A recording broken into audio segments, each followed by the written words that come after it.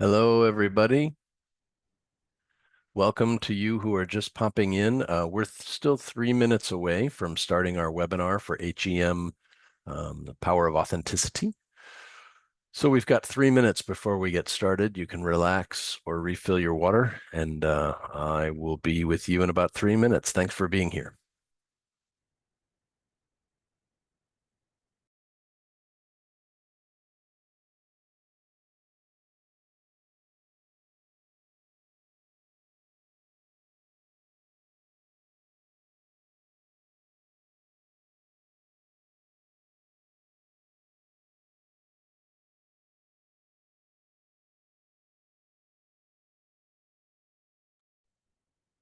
And now we're about 2 minutes away. About 2 minutes. We'll get started with our HEM webinar on UGC content in about 2 minutes.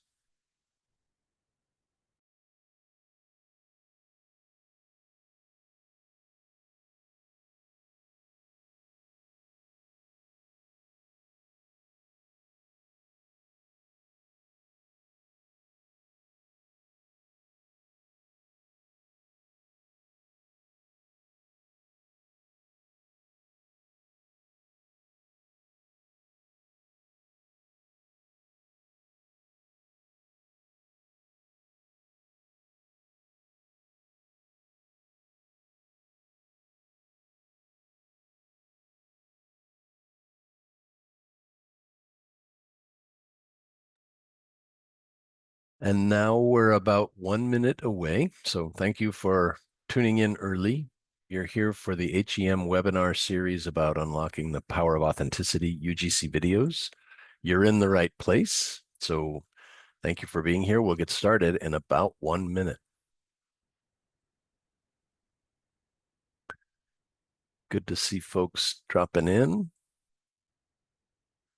Just a note while you're listening, you really don't need to assign your note taker to sign up, because in just a few days, we will send you the recording of this webinar, and in that same email, you'll receive the deck that you're seeing. So you'll get everything just for your information. We'll get started in about 30 seconds. Just waiting for the last folks to pop in. And here they come.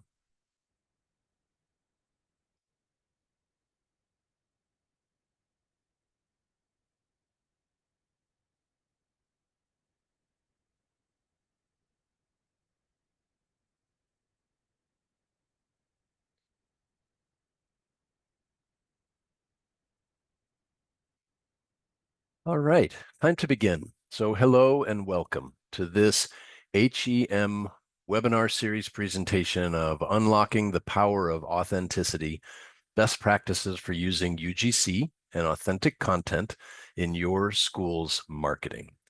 My name is Scott Cross. I'm with HEM Education Marketing Solutions, and I wanted to give you a little background about us if you're not familiar with HEM Marketing Solutions, Education Marketing Solutions. First of all, that's our name. It's just this morning I haven't got out on my tongue yet or in my mouth. We've been around for 15 years, so it's not as if we're new to the business. We're going to begin our 16th year in just about a month, and we're very excited about that. We focus digital marketing efforts in the education sector by putting all of these aspects that you see in the bullet points. All of these services are focused on making your school more visible and better online at attracting, engaging, and enrolling potential students. So that's who we are. And therefore, this is our expertise. And what you're about to see, these webinars are a product of our team's expertise.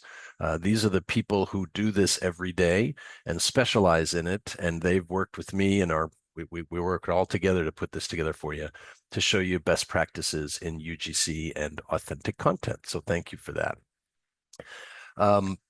Today's agenda, well, first of all, we're going to talk about user-generated content, which is probably not a new term for you, but it is something that we're seeing is a great deal Well, it's showing a great deal of power and popularity because it's super engaging. So we really wanted to focus this time to talk just about that, why this practice really distributes wins for your school.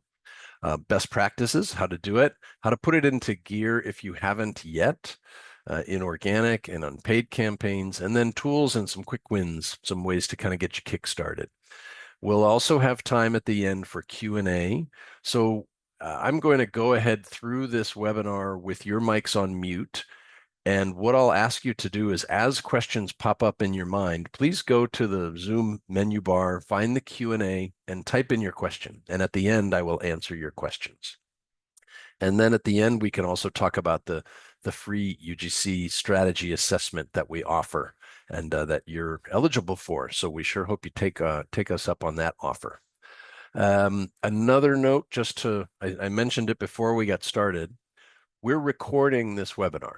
So in a few days, in your email, you will receive the recording of this webinar as well as the deck that you're about to see. So there's no need to scribble and write notes real fast or type as fast as you can. It's going to be sent to you, so you'll have how that going. If you've been to HEM webinars before, you know that we like to poll you. And the first thing we want to really just understand is, how familiar are you with using user-generated content, UGC, in your school's marketing? So tell us if it's something you've never used, you know very little about it, or maybe you've tried it informally, not so much with a strategy, or maybe you use it occasionally within your campaigns. Or tell us if you're in that last category of D, it's a pillar of your marketing. So you can vote now, and it's an anonymous voting. So you can tell us what it's like for you, and you don't have to worry about anyone seeing who you are. It really just helps us to understand where y'all stand as an audience, but it also helps you to see, where you stand in comparison with your peers. These are people across the UK and Europe and beyond who are doing exactly what you're doing. So it helps you to measure kind of what are they doing too. So thank you for voting. Appreciate that. As soon as the votes kind of stop tallying, you can go ahead and share. We'll go ahead and share those results.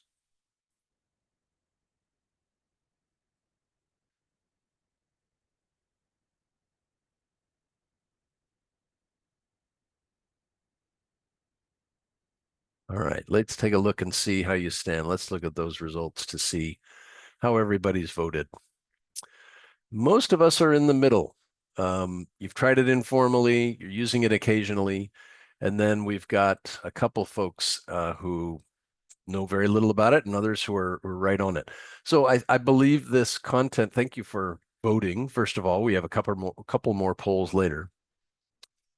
This content of this webinar will be useful for you. We start simply. We start at the beginning, really defining the elements and the benefits, and then we're going to get a little deeper into action and activity. So I think you'll find this content will be useful for you all the way around. So let's begin by answering the big question, why authenticity wins for schools. And by doing so, I wanted to pick apart just the word authenticity and define it for you. So this is an important point that I could spend 30 minutes on alone, but we're going to go quickly just so you understand what authenticity delivers in this realm, in this mindset of what we're doing, school marketing. It's communicating your school's values and your unique value propositions. So the values that you go by, what is the school based on, and how do you deliver the education you do? And then what are the unique value propositions, the points of difference at your school versus those who maybe you're competing with? Authenticity is also understanding the culture, the learning experience, the student experience, just what's it like every day, the real world. It is truthfully presented, transparently shown. It's often done through firsthand testimony, and it's not done through a polished promotional ad or claim. So it's not a slogan or a catchphrase. It's not any of those polished things. It's really just the real deal, right? So that's what we're talking about when we're talking about authenticity. And the reason that matters to you is because audiences trust people over brands. We're talking especially when it's that firsthand testimony. There's nothing better. Gen Z and millennials crave real voices and real stories. So this is what really relates to them and really connects with them. UGC videos act like reviews. They're relatable, they're persuasive, and they're in that conversational style of face to face. This is a person talking to me, not the school talking to me. So that's why this authentic content matters. And the proof is in the numbers. 50% more engagement in social media campaigns utilizing UGC, 4 times higher click-through rate on the ads with UGC. 90% of students say social media impacts their school of choice. And it's on social that you're going to see this content. So this is really an important place to be, and to be in this way, in this format, because authenticity drives engagement, trust, and conversion.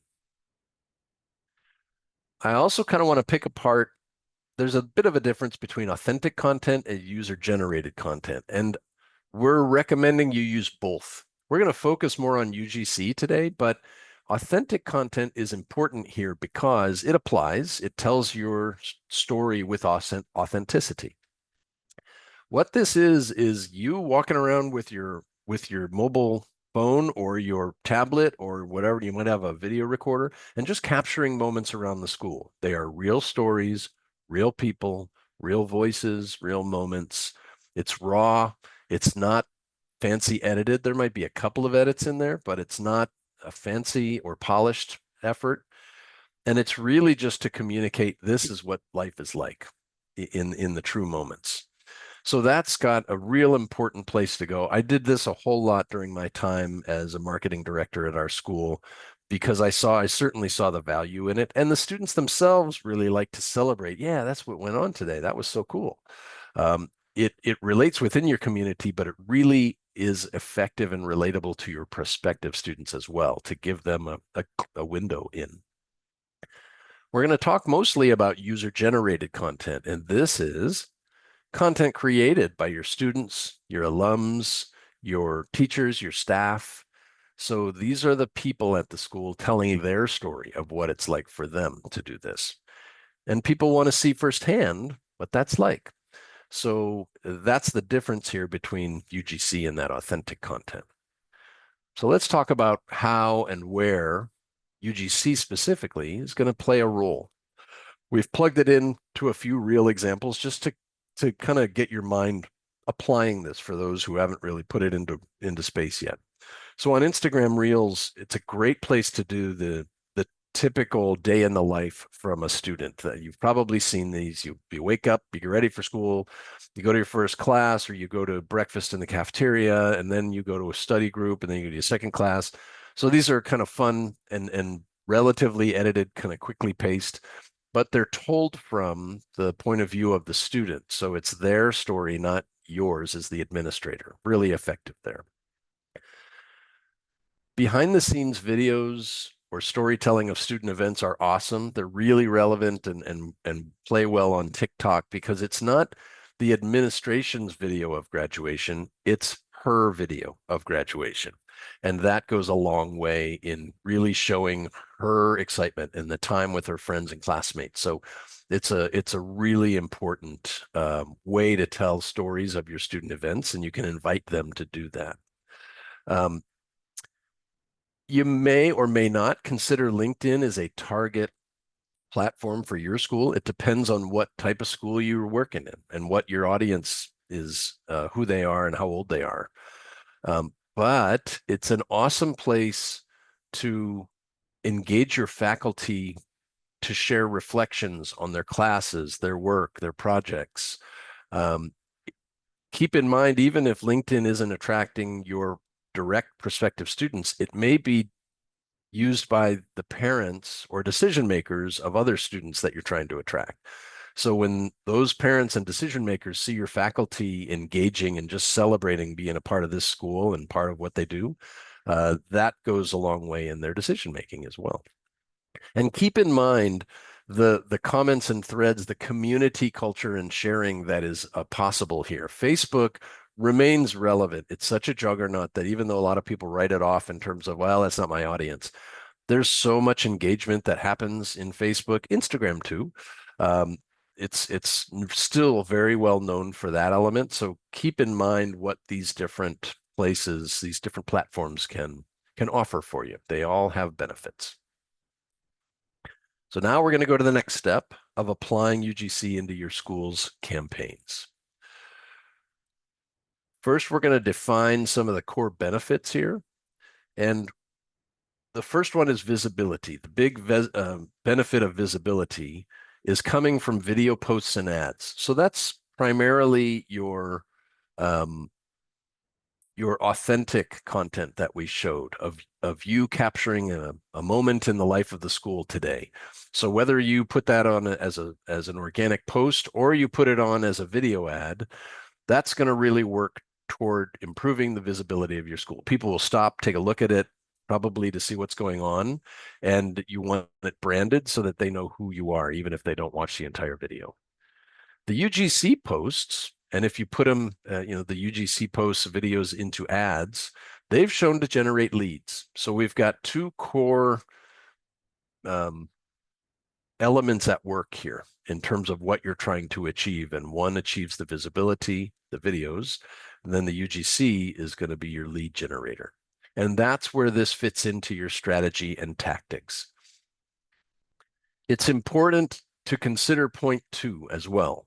Complement other types of ads with your UGC. So your UGC is not the campaign in and of itself. It's very important to have other types of ads, search ads, static social ads with images, because these videos will capture some and the other ads will capture others. We each have our different ways of learning and engaging and our preferences in terms of what engages us or attracts our attention. And sometimes this isn't it. Of course, we've seen greater engagement through UGC, but it's important that you don't just put all of your eggs in one basket, if I may. So the difference here is it can be found as subtle, but I'm going to go ahead and play this video. It doesn't have any, well, it has a little bit of audio. There it is. It's really, I'm going to freeze it here. It's been treated, right? So it's a moving, the graphics will unveil here as we go. The photo has been designed and produced so that the student stands out. The car is muted and in the background. So this is a little more professional and polished, whereas you've got the ad on the right that is, it's really that selfie. So I'm going to kind of leave it here. So it's the person kind of telling their story in this case. And in this case, as you can tell, this is a person who is more likely invited to do this. I don't know if they did this themselves because they've got a bit of a script. They're on their way. We're going to talk about that in a minute. But these types of videos are a lot more relatable to your prospective student, likely to be watched for longer, more likely to get a higher engagement and a conversion. So what we're talking about is making this a pillar of your content strategy. In doing so, align this with your enrollment cycle and your recruitment funnel. So perhaps you do some visibility ads for a few weeks first, and then you engage the UGC after that. So place it within your ad campaigns and in your ad timelines based on your enrollment cycle.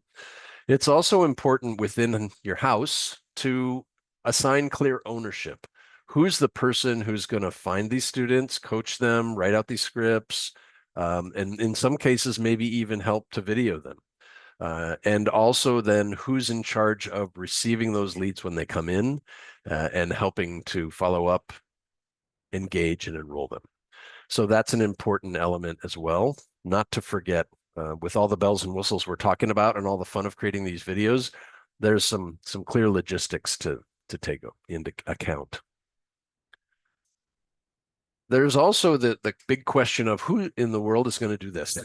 So when it comes to your sourcing ideas, your students typically are going to be your first place to go. And what you're looking at is finding your start small, right? Top one or two or three people who are already your brand champions.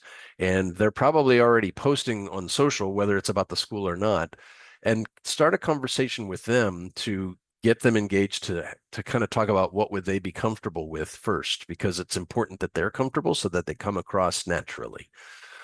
Another way to get it sourced to kind of get these elements going is to prompt a contest, for example. Show us your dorm room decks, or whatever prompt it might be. You can kind of put out a challenge on social and see who bites and who submits entries. It's a great idea to gather testimonials from parents, grads, and staff. Those are fun to get at events with people milling around in the background. It adds excitement there. And in addition, you could even integrate some of the challenges or trends on TikTok or Instagram. It just adds a moment of joy and kind of all world, it all kind of puts everything together in one place. So that's another tip if that might fit better with your school and your mood. And also choose what represents your brand the best. So don't do crazy funny things if your school's not a crazy funny school. If it's a super serious and academically rigorous school and that's what the brand is, then choose from this what fits your brand. This is an important one. It's boring and it kind of takes us out of the fun element of it, but it's super important to understand the legal aspects of what we're going to be doing here. So we're kind of taking a break and stepping back and saying, always use permission forms. You probably already have either a photo or image waiver, some kind of that. You just want to make sure that is signed and agreed to by not only the person who's broadcasting, but the people who are going to be in the background, if there are going to be people in the background or people included in the video.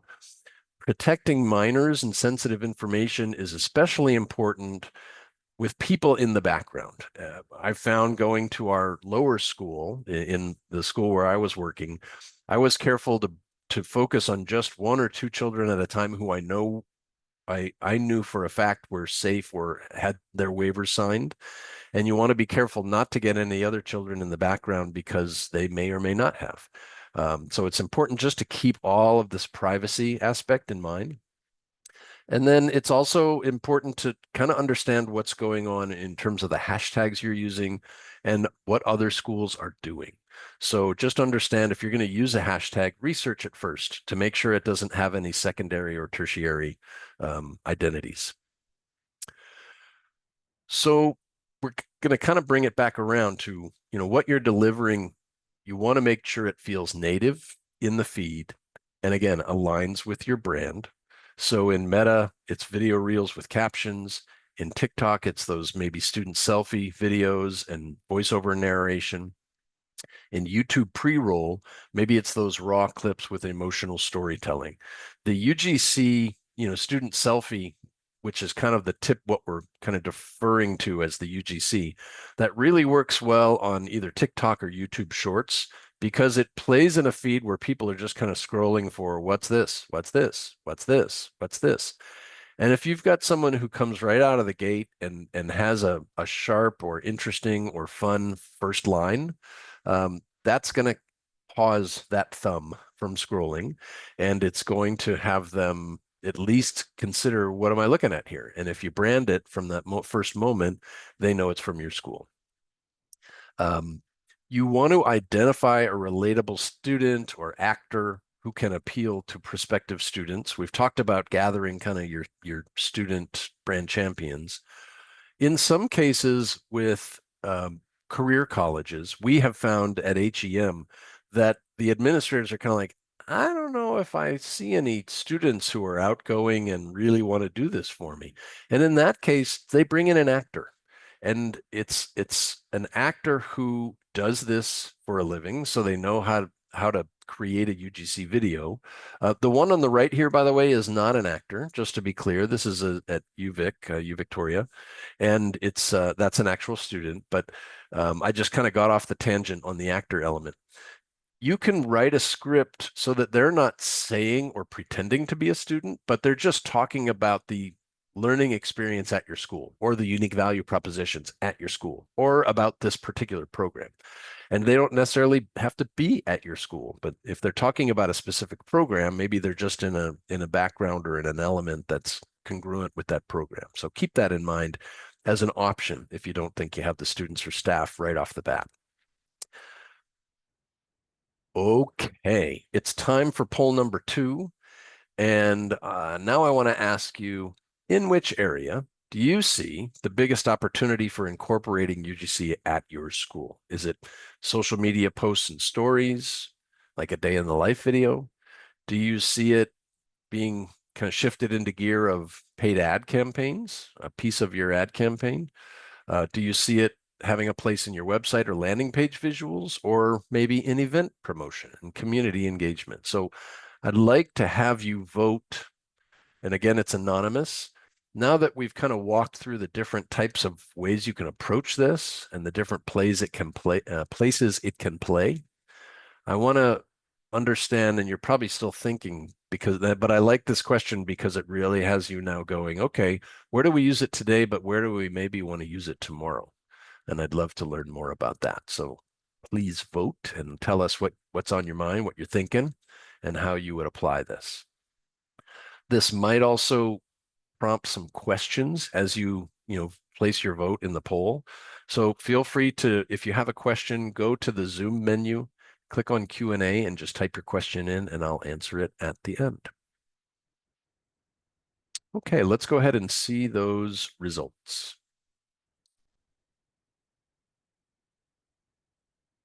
Okay, we're very much starting with social posts and ads, and then a little bit of website and landing pages visual. That's quite expected because what we've seen so far and what's been done a majority of the time to date has been in this order, in this hierarchy. Most of it is in a social post or a story, and that's how it's utilized in that visibility gauge. So what maybe you're taking away from this is that as a proven lead generator, there may be more application in your ads from this point forward. So keep that in mind and see how it might play a role in your ad campaigns. And yeah, it could have a great role in your landing page visuals, especially because landing pages, the best way to utilize those is to just keep them engaged in what's on the page. And the page is supposed to be program focused with no hyperlinks to go anywhere. So if you have a UGC video that just plays right there on the landing page and you don't have to click to go watch it on a different platform, then this is a really good way to communicate that student story, that student experience in your landing page. Thank you for voting. Interesting stuff. Okay, so now let's get into the true application, your tools and your quick wins. We're going to give you just one page on the script. We really can't teach you how to do this in our 30 minutes as we introduce the concept altogether, but we can give you an outline for a script. First, define a hook, unveil a relatable problem. And this may be the first line that the student speaks or the instructor speaks, the person who's doing the UGC. Do you have an issue with ... or having trouble with ... Then the second part is consider this, or maybe the folks at this school have considered that and they have an answer and it is blank. So you want to kind of set up the hook or the problem, a relatable problem, get into the solution, and then go one step deeper into the unique way your school takes care of that with their solution to this problem. And then a call to action. And you want it to be 30 seconds or less. You're really looking to make this as short as it can be. If it squeezes out to 42 seconds, that's not horrible, right? You just don't want it to go a minute, longer than a minute. We realize that people leave after 5 or 7 seconds. That's why your hook is important, because you want to keep them beyond just that first five. By following this as a core structure, it's going to be easier to build it basically 7 seconds at a time and go from there. So keep that in mind as a script. And then in terms of ideas for creation, this top right image illustrates the use of golden hour lighting. So basically, this is that time in the morning and that time in the afternoon when the sun's more at an angle and a little more orange, and you want to take advantage of that as your natural light. We got some amazing captures of people arriving for school. And, when people are arriving for school and they're smiling and you've got that golden morning sunlight on them, that's a great image. So we did that at our school. And what I find in the afternoon is typically going to be related to when you're going out to capture some of the sports events or outdoor events of your school after class. So that's a good way of going there. Investing in a wireless lavalier microphone. This is really helpful because the audio is as important or more so than the video. And then I'm just gonna capture, just gonna let these play out here because you can hear how clearly the audio is there. It doesn't sound like they're speaking 7 feet away from a phone, which would be an echoey, hollow sound. They are speaking in a professional microphone. So that's going to be really helpful. And it's also helpful to make sure you shift your phone if it can shift into 4K or just into the highest resolution that it can capture video. That's another tip to not just shoot another video of your dog, but to, see how you can adjust the settings on your phone to be next, that kind of next level. They like talking. That's good. We wanted to give you an idea of tools you can use. These are the ones we recommend and our team uses in some cases. So you've got Canva, which is used for design and editing. You've got CapCut, which you could drop the video into CapCut and it will read through and transcribe your entire video, and it'll also auto create captions for you. Later and buffer are used for scheduling, so it allows you to schedule something to drop at a later time. And then tint and tagboard are helpful for just UGC creation overall. They just help to understand, what tags are being used in which case. These are all just useful tools, so you're not having to do this all yourselves. And then how do I do it from here? I wanted to give you a kickstart guide of just, I don't even know where to begin. If that's where you are, take these 3 steps. First, identify 3 student storytellers. So write them down now. Who are the 3 people you know at your school who might really work in this case?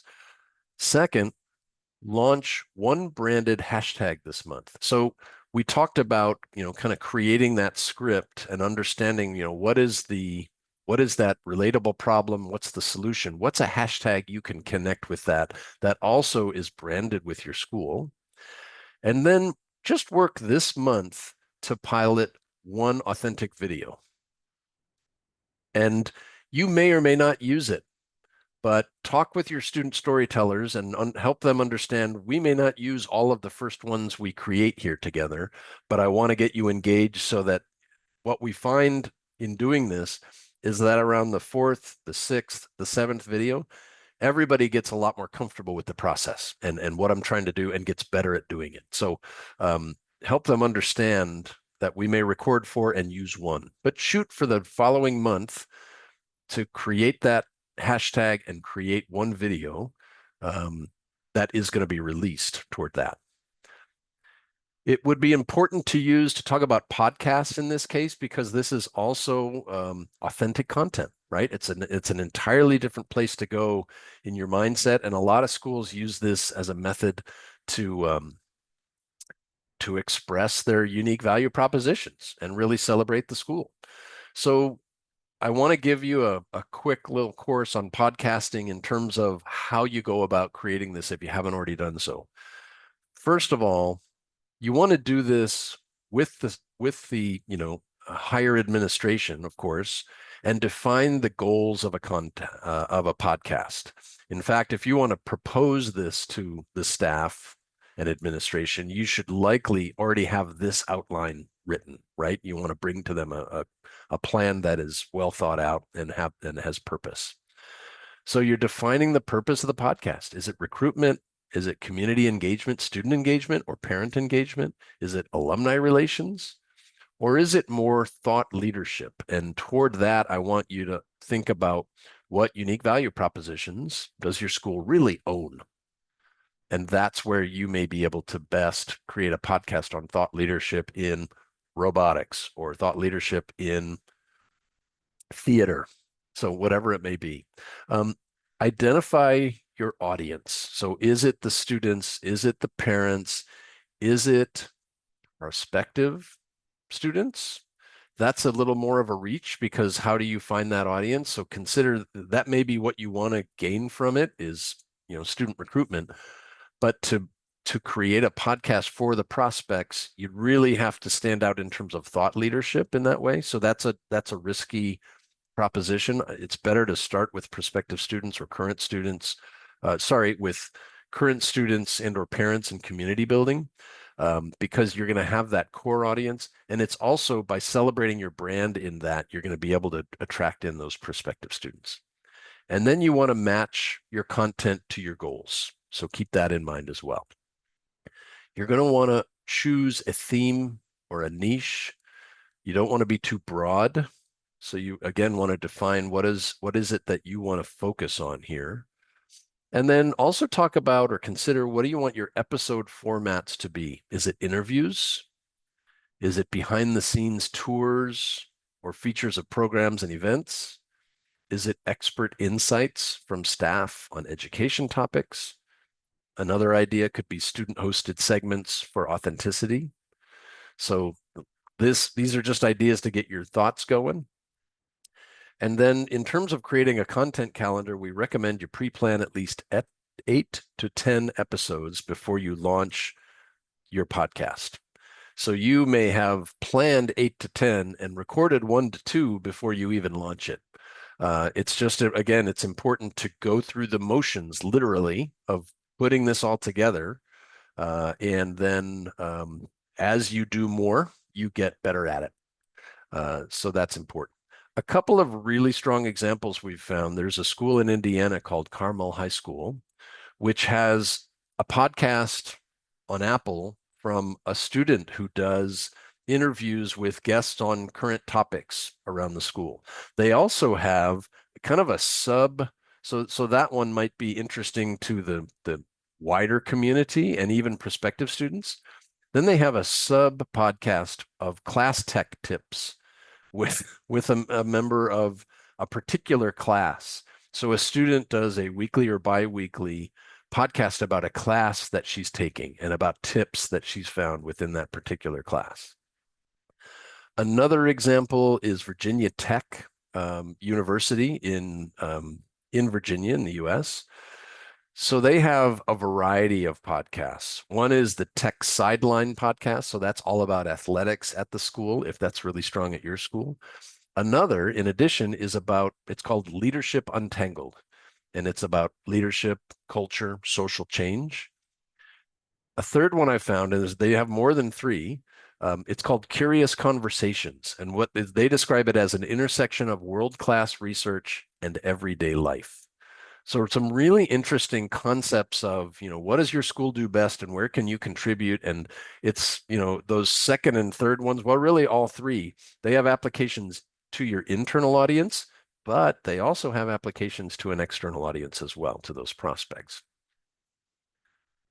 This is another example of how this is back to Carmel High School in Indiana. So this is not their own podcast, but I have noticed in researching this, they've placed their orchestra teacher in a podcast that's all about education of younger orchestra students, middle and high school across the US, which is probably the kind of a podcast that exists in every region around the world, right? So and you probably know these teachers who geek out about what they do. We had one at our school about phys ed, physical fitness, physical education. and he has his own podcast to do this. So they celebrate what they do, and that's another way of kind of getting your school and this particular educator in front of that audience. If your audience is also if they're maybe your family is really focused on all the kids play in the orchestra or all the kids play football, on the right hand side you've got the Carmel High School head coach talking on a football podcast that's for all of football, for all of high school football, not just that particular school. So now you've got people who are really into one category, one subject or the other, learning about your school and thinking, that might be the school to go to. All right, we're getting to wrap up here. I have my last question for you because we're going to get into measurement. How does your school currently measure the impact of UGC? Do you measure it at all? Or do you look at top of funnel metrics like reach impressions? Do you focus on conversions, click-throughs, inquiries, or people who are actually filling out forms as a result of clicking on the link, the call to action in your podcast? Or do you track them all? Are you really completely tracking kind of top of the funnel and bottom of the funnel? So let's go ahead and launch that poll. As you vote, remember your votes are anonymous. Also remember, we're going to send you a recording of our webinar, as well as the webinar deck that we're walking through. We'll send it to you through email in a couple of days. So go ahead and vote. Thank you for your votes. And let's go ahead and see the results of your voting. How are you doing at measuring? This is the hardest part. We get it. You've done all the work to produce this, and now you have to take the time to really measure, measure, measure. You guys are doing really well. You guys are taking the time to measure. A lot of it at the top of the funnel, and a little, three of you who are tracking both the engagement and the conversion metrics. So that's interesting. That's helpful to know. And again, as we apply perhaps UGC more to ads in the future, you might be more in the category of C or D. But that's really helpful to know. Thank you again for your voting. Appreciate your engagement there. So we're just going to talk about what are the difference to these different metrics? What are the difference between these top of the funnel metrics? Well, in this case, for top of the funnel, which is that we're talking about the universal marketing funnel, where you're getting people just interested in first hearing about you, in their first understanding of who you are. They come in the top of the funnel, and then those who retain interest after they read more, learn more, watch more videos, ask some questions, get some answers, they remain in your funnel. And as they go down the funnel, they become really highly engaged and high quality leads to become prospective students. So that top of the funnel is all about reach and impressions. It's how many eyes did we get on our school? How many people watched the video? And I'm going to jump to the very bottom. How long did they watch the video? Was it just for 2 seconds every time? Or do we have some going through the entire video? And during their time in the video, we're talking then about their engagement rates. Do we get a lot of likes? Do we get comments? Were there shares? Were there saves? So super important. These are all your top of the funnel metrics that are helpful. And then as we look at the mid and bottom of the funnel metrics, so these are more focused toward those actions and conversions. They clicked on the call to action. They went to the page, that landing page where it takes you when they click on the call to action. They spent time, maybe if you're sending them to the website, how long did they stay on your website, or did they bounce right out? Did they fill out the form and convert, whether it's on a landing page or on the website? Or did they download what you're hoping they would download? And as you get into things like, did they actually enroll? That can be measured through your CRM. So a lot of these first metrics in this list are going to be found on the platform itself, on TikTok, on Instagram.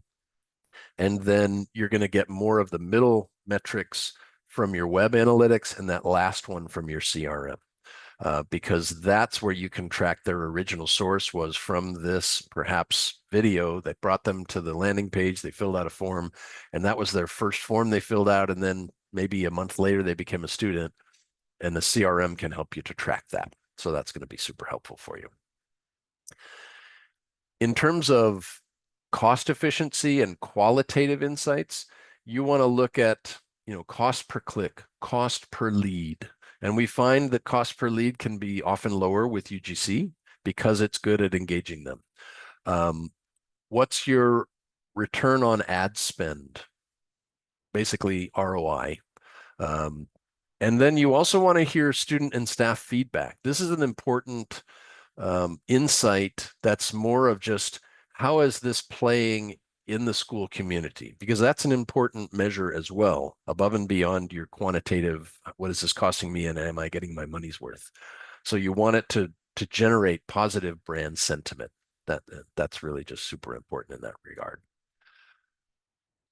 So we want to conclude here by offering you a free strategy consultation regarding your authentic content, your UGC approach. So feel free to reach out to Philippe, my colleague in the UK and Europe, and reach out to me if you're in North America. We'd love to chat with you on the topic and just understand what you guys are doing, what you've tried, how it's going, what challenges have you come up against. Please reach out to us and we'll have a free consultation with you. This is now time to answer your question. So if you haven't typed a question into the Q&A prompt in the Zoom box, in the menu box, please feel free. Now's the time.